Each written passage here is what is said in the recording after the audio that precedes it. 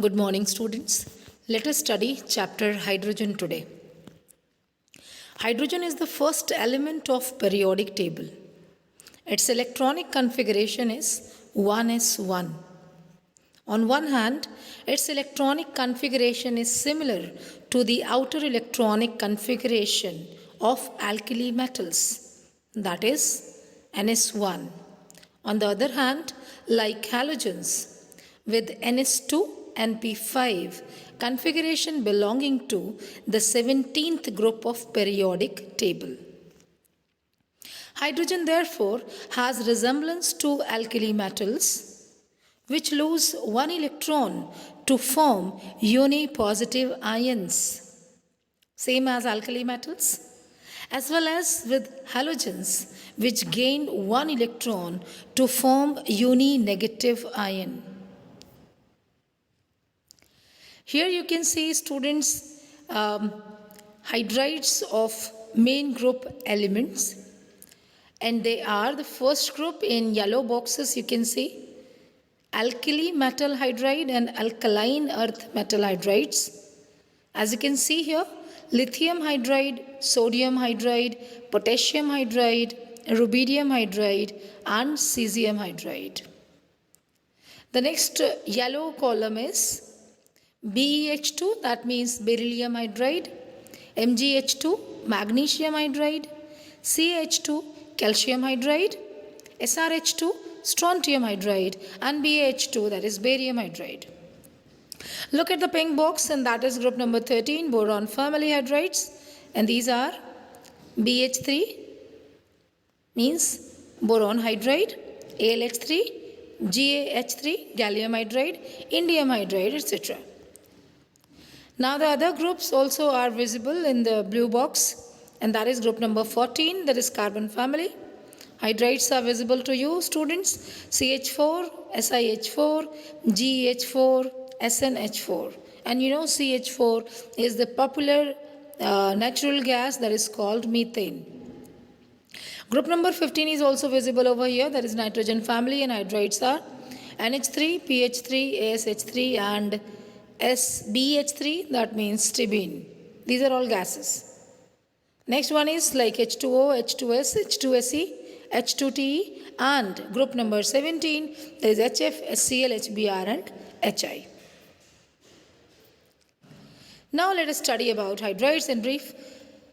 Dihydrogen under certain conditions combines with almost with all elements except noble gases to form binary compounds called hydrides. General formula of hydrides can be given as HX or EHX. Classification of hydrides. There are three types of hydrides. First one is ionic or saline or salt-like hydrides. Second one is covalent or molecular hydrides. And third one is metallic or non-stoichiometric hydrides. Now let us study them one by one. The first one is ionic or salt-like hydrides. These are stoichiometric compounds of dihydrogen. And meaning of stoichiometric is the compound having fixed composition. Second point about it is these are formed by highly electropositive S-block elements, that is alkali metals and dihydrogen. These hydrides are ionic, crystalline, non-volatile and non-conducting in solid state. Next is their metals and aqueous solutions are good conductor of electricity. Now have a look on the picture there. These are representing ionic or salt-like hydrides. First example to the left hand side on this screen you can see sodium ion with the configuration 2,8 has become sodium cation, acquired a positive charge over it, and another yellow ball you can see, that is hydrogen, Actually, it is in the form of hydride ions with 2 electrons and has acquired a negative charge on it. So here, which is electropositive? So of course it is visible. Sodium is electropositive and hydrogen is more electronegative than sodium. To the right hand side, you can see a lattice or 3D network solid. This is actually representing how these ions, cation and anion, arranges itself in crystal lattice. This is a salt-like crystal lattice. Fine. Next is covalent or molecular hydride. Dihydrogen forms molecular compounds with most of the p block elements. Molecular hydrides are further classified according to the relative numbers of electrons and bonds. First one is electron deficient hydride. Second one is electron precise covalent or say molecular hydride. And third one is electron rich hydrides.